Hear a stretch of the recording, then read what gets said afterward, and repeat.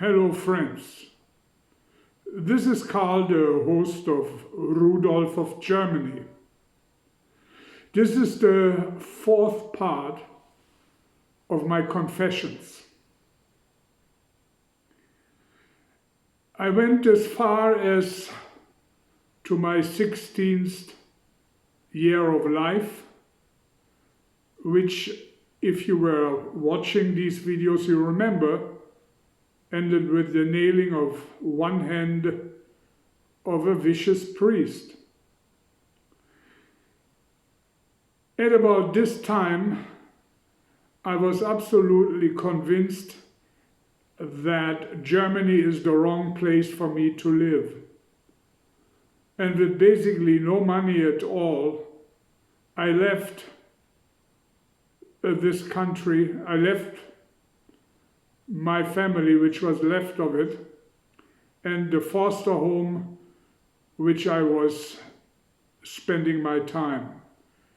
I had 5 German marks, which is like today's money worth $5 or €5. And with this money, regardless of knowing that I will be broke in a matter of hours, I went through Belgium, hitchhiking all the way to Paris to find a better life, a young man at this age with no hope in his own country. Because I was convinced that if you've been deprived of your title and of your money, as I was at this time, then the only way for you to survive is as a salaried slave. And that would be a future which I could not imagine for myself. So I went to Paris, and there I met some young man. He was also from Germany. There was a time, the year was 1979, where the hippie movement was still pretty strong.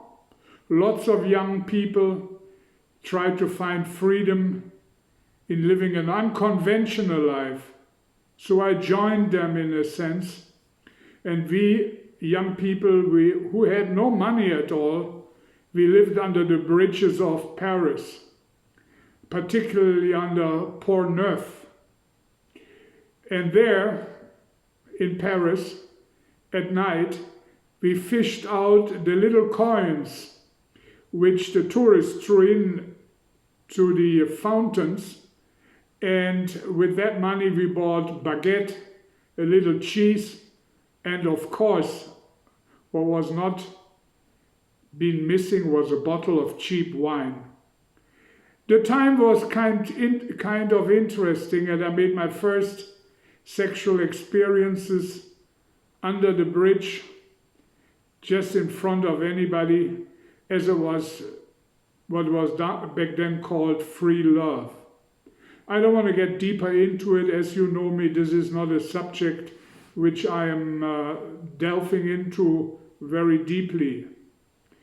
But then we decided, a young friend, also a German, and myself, it was already in September, it got cold. I only had a very thin blanket. Actually, it was a curtain which somebody gave to me to cover with, laying on the street, basically under the bridge. On the pavement, there was no street, but pavement. And we thought we go south. The south of France should be warmer, in our naive idea that somewhere in Germany, not in Germany, in Europe, you find a warm place to stay. Warmth I was looking for. We all did, particularly children who did not have much love. So we went on the way and we hitchhiked, this boy and me, south, and we ended up somewhere in Burgundy, but not in the part where there was a lot of wine growing, but enormous amounts of apples. So there, I think it's around Auxerre, we ended up spending days because nobody picked up two raggedy boys from the street. The French people, even at that time, they were quite careful and they were maybe afraid, maybe they didn't care. So we walked most of the time and we had nothing to eat. This boy, by the way, got the idea, we go to the church, to the Catholic Church. Most churches in France are Catholic. It's a Catholic country, by the way. And we asked the priests for some food because we were hungry. We had nothing. We did not get even a slice of bread. They threw us out. I personally never asked. I already had my experiences with priests. But this boy was naive enough to try. So what we did, we started eating the apples which grew on the side of the road abundantly. And we ate apples and apples and apples. This way we got enough water, but basically no real food. One thing we got, both of us, an enormous diarrhea. Okay, it didn't take much, a few days maybe, and it was already getting dark. I got run over by a car. A person who tried to reach the main road from a side road. I didn't realize, I was already tired. I was crossing the street without watching. And actually I didn't get run over, but I got flipped over the car. And I ended up in the hospital in Joigny-sur-Yonne, is the name of this little town. And there I was for, 6 weeks or so. I had a broken leg and a few little other injuries. And that was also a very interesting place to be. It was by now 1970, in late September we went, and until my leg healed, it was already basically 1970. And I remember, because it was the time when Charles de Gaulle died. It was a very big affair in France. And yes, I was in this hospital, and there was, strangely enough, the same setup as this children home I was. There was one room, one sala, as maybe you want to call it, for males and one for females.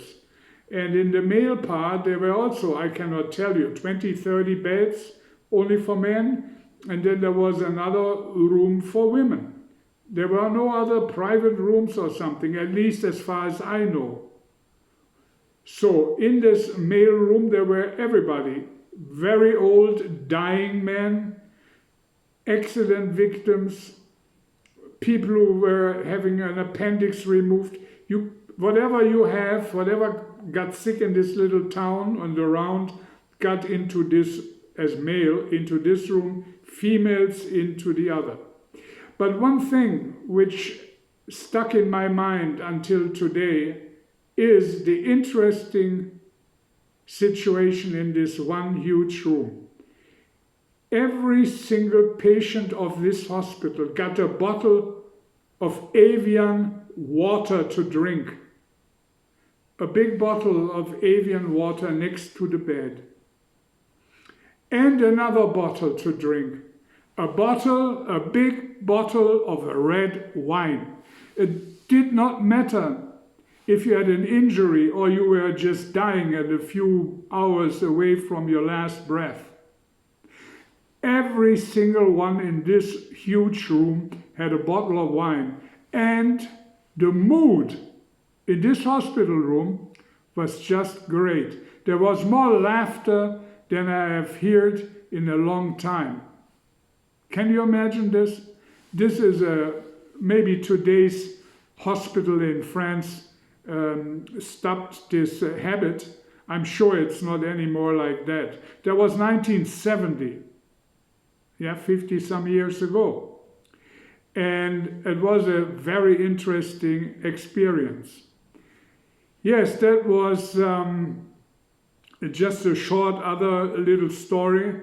I never got to the south of France, of course. I had a cask around my leg and they sent me back to Germany. Ah yeah, there's one more interesting thing.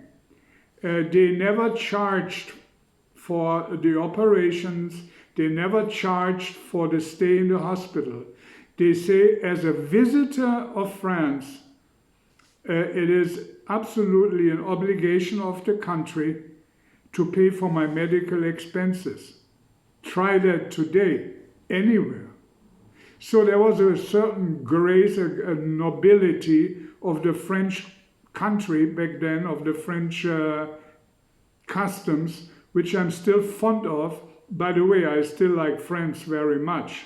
And I came later to live there in Monaco, which is not France, but it's surrounded by France, and also on the Côte d'Azur. I will tell you more in another episode of my memories, of my confessions.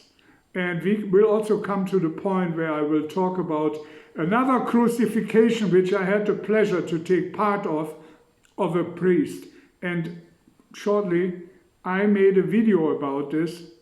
I think it got taken off, but some parts of this priest being crucified, it might be still like 7-8 years ago in the archives of my videos.